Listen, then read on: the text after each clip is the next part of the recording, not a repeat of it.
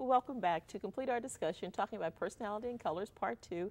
Joining me again is Dahran Goudeau, life coach. Let's jump in. Okay. Now, I do want to, on this segment, sort of look at some people at the national level, or people that we see, you know, in terms of wondering what they may or may not be with personalities. So whether that's in the political world, whether that's in the sports world. Let me ask a couple, and then you can throw in some others. Okay. Sometimes when we see behaviors, there was a time in which, like with sports people like Charles Barkley and others that were really very visible, had a lot of things to say, and I'm not that much into sports, but I'm not either. But I do kind of remember him initially. Yes. It seems like he's toned down a little bit these Yes. days, but kind of all over the place. What kind of personality type would you say that he possibly could be, and how would you work with that if you were a part of his team, kind of a thing? I think Charles Barkley is a great example, and because he was very outspoken, he was very, direct with what he was saying, and he believed in what he felt, and he believed that people should be real. I would say that he would be a gold. And the reason why I would say he will be a gold is because he's very bold and he's very direct with what he's saying. And a lot of times, things that he would say, people would take it as a personal, like, he was downing them or he was putting them down.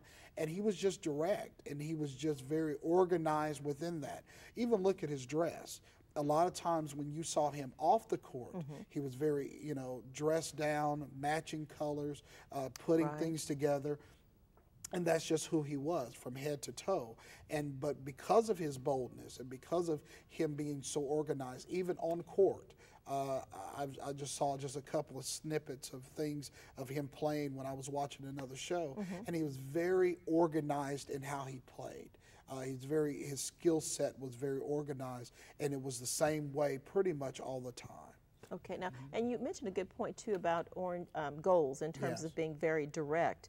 Sometimes people will perceive that as being a put down, or you think you're better than, or you always have something to say about someone, or you're rigid. Or you're exactly. But the goal person really is not seeing that, or not even trying to sort of make you feel that way. No, they're just very direct, and it's almost like a mind without a filter.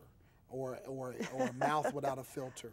That whatever comes from whatever I'm thinking, I'm just going to say it, and I'm not even going to really think anything about it. I'm just going to say it. And a lot of times that can get a gold in a lot of trouble, because you really need to think about what you're going to say before you actually, say it, because it depends on who you're saying it to.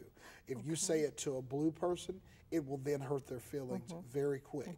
If you say it to a green person, they're going to be wondering, why did you say that? Exactly. What was your reason for saying that? And if you say it to an orange person, then an orange person is just going to be right back in your face, and then that's where the argument goes. Or they'll just say, you know what, I don't really care what you say, I'm just going to do it the way I want to do it. And then they move on, and then it even stops the conversation. Well, let me ask this, and let me switch a little bit before we get to some other national persons. Looking at then the personality types, like we talked with Charles, and and how we may sort of handle situations or approach them. Yes. What is the responsibility of the person in that color towards others? I mean, we talked about how do you relate to these other colors and what you need to do and focus on. But let's say as a green person and with a secondary of gold, what's my responsibility knowing that I may be dealing with persons in my environment who appear to have more blue tendencies? Do I have a responsibility to think about how I'm going to put something? Do I have anything that I need to do? Yes, and that's a great question, because you have a great responsibility, because you've seen so many people being alone, and no one wants to work with them, no one wants to be around them. When they have an idea, everyone says, well, I don't want to work with you because you're this. It's a responsibility, because you want to pull everyone into what you're doing. And you don't want to just leave people hanging, or you don't want to leave people not there. You don't want to be alone. If you want to be alone, then you're basically going to have a mouth with no filter, and a heart that just says, I don't care what anybody says, I'm just going to do it regardless. But if you have a responsibility that you want to pull people in and take your idea and your vision and help you along with it, you have to respect everyone else's feelings, position, and comfort level. Okay, and I think that's an excellent thing for people to remember too. It's not just seeing what other people are, but it's also making sure that you're aware of what you're doing. Yes. And then how you're relating to others so that you can keep all of those support systems with the other colors that help you out, because blues help me out quite a bit. That's my lowest one. But they remember dates and events and celebrations. And that's a good person to have around. And they keep you balanced. Exactly. And if you didn't have, and even though you may sometimes have issues with the blues, you need the blue. And you need to be more understanding that this is how they are, and they're going to compliment you because they're going to help you in those areas that other people just will not be able to do. That's exactly right. Now let me ask you about, on the national level, presidency and style. When you look at the style of George Bush in terms of his personality colors that we might perceive anyway, we're only looking at what we think, and President Obama, what would you say each of them possibly could be as their dominant colors, and how do they differ? I would say that with President George Bush, I would say he would be a gold. And the reason why I would say gold, because he was very strict, he was very time management skills was great, and he was very strict on what he said. You know, and sometimes what he said was a little bit more rigid, and he just kind of just said whatever he needed to say and left it at that.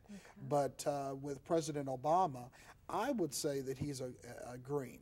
And the reason why I would say he's a green, because everything that he has done or everything that he's trying to do is always against the grain. It's out of the box. And with green people, out of the box, against the grain, they're going to always be in controversy. People are not going to understand, why do you think that way? And why you're saying, I don't know why you think that way. He's thinking in his mind, how come you're not thinking that way? And it kind of is a dance, and it goes back and forth. I think that sometimes, even with George Bush, I think that his second color to me would be blue, because he did have a lot of feedback within himself. I think there's some decisions that he had to make as a commander-in-chief, but then he also didn't feel himself that, you know, why did I do that, you know, and why did I have to do that? And he did have some people's feelings, but you can't show that when you're the president. You have to just make a decision and deal with it and live with it. But in your quiet time, you have to really deal with that. Okay, well, we're out of time as usual, Dahran, and we'll have to have another one because there's many more people we wanted to sort of look at to see if we can figure out what their style and what that would mean with those who are around them. So I'll have to have you back. Great. Thank you so much. Thank you. Well, that's our show. For Health Alert, I'm Pam Butler. I'd love to hear your comments, questions, or suggestions for future shows. Please write me at Health Alert USA, P.O. Box 50913, Tulsa, Oklahoma 74150, or if you're on the email trail, please email me at healthalertusa@gmail.com, and also visit me on YouTube at youtube.com/HealthAlertUSA. Remember, colors are fascinating. They're all supportive. Be aware of what yours is and what others may perceive, and just work together. Take care.